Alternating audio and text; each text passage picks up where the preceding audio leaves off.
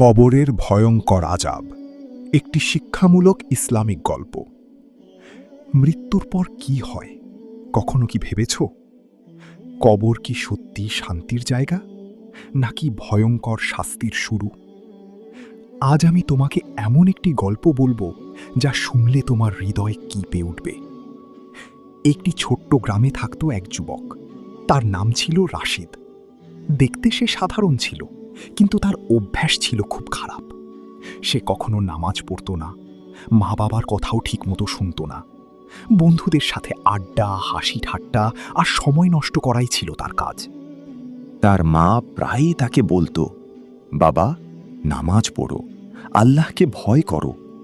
কিন্তু রাশেদ এসব কথা শুনে হাসত। সে বলতো, এখন তো বয়স আছে, পরে সব ঠিক করে নেব।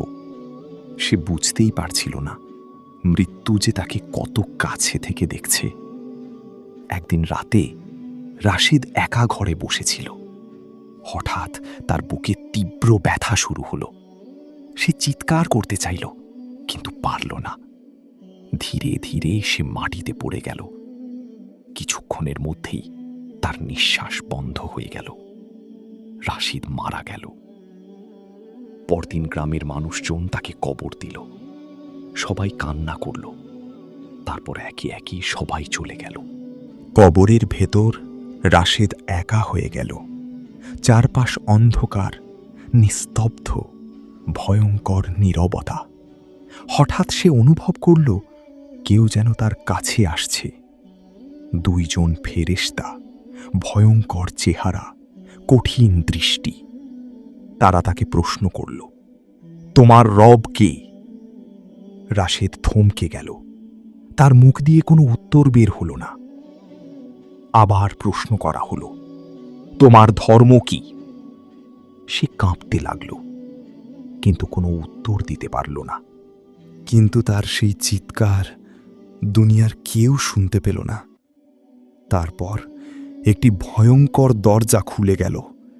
জাহান্নামের আগুনের ঝলক, গরম বাতাস এসে তাকে স্পর্শ করল, যেন আগুন তার শরীর জ্বালিয়ে দিচ্ছে।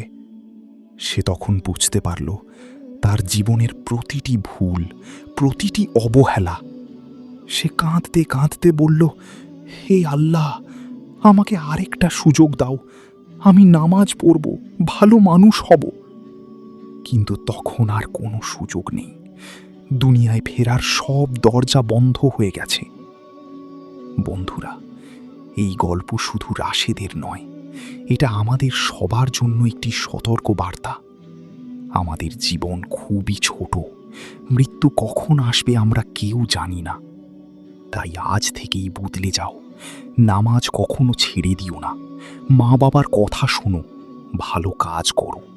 কারণ কবর হতে পারে জান্নাতের একটি সুন্দর বাগান, অথবা জাহান্নামের একটি ভয়ঙ্কর গর্ত। তুমি কোনটা চাও? আজ থেকেই সিদ্ধান্ত নাও, কারণ সময় কিন্তু খুবই কম।